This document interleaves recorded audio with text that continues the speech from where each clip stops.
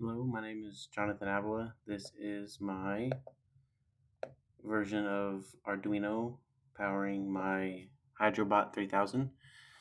So, if we go here, this is the drawing of my Hydrobot that includes a servo, a breadboard, an Arduino, and a 9-volt battery with a ball valve connected to the servo. Now we are back on here, and I'm going to go over my code, so I'm going to go ahead and pull that up. So basically what we have going on today is my code is running with this ultrasonic sensor that is going to detect when the water goes below a certain level in the bowl, so it knows when to fill it back up. And then there's also hooked up to a timer that makes it run and add clean water every 6 hours, and then the sensor can override the timer if it detects that it is lower. If it hits a certain low amount, the sensor will kick on and fill it up, bypassing the timer and then restarting another 6 hours from there.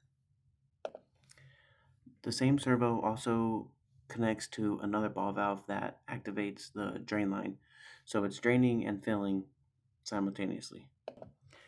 I also have my trig pin on 7 on the Arduino, and then I have my echo pin on 6 on the Arduino, and then my constant to the servo is pin 9, and it will be rotating my servo, aka ball valve, 90 degrees to open it full amount.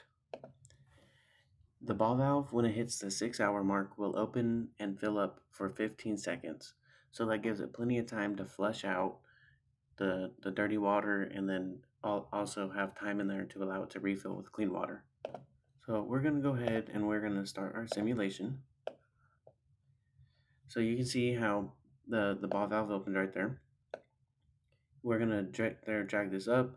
Now we need water. So what is gonna happen is it's good on water, and then so let's say the water's going down, water's going down, water's going down.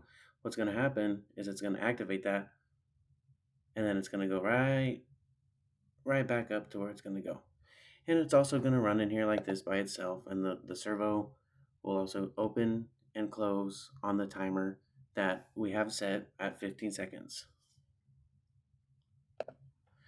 So if you would just give it a couple more seconds, the servo itself should switch without having to touch the sensor, and there it goes. And then on here we have the flowchart that is going to show the sequence that I have coded and set up on the Arduino.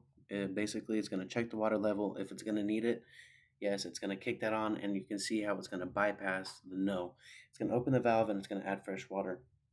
If it doesn't need water, what it's going to do is it's going to drain the water, add fresh water, and wait for the timer, and then complete that cycle simultaneously for however long that it needs to go on for.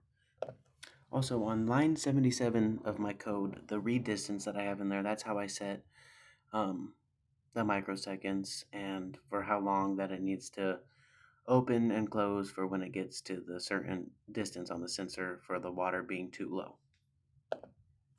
So I truly believe with this setup in a Hydrobot 3000, you should never have to worry about your loving pet ever running out of clean, fresh water. Thank you so much for your time, and I hope you have a great day.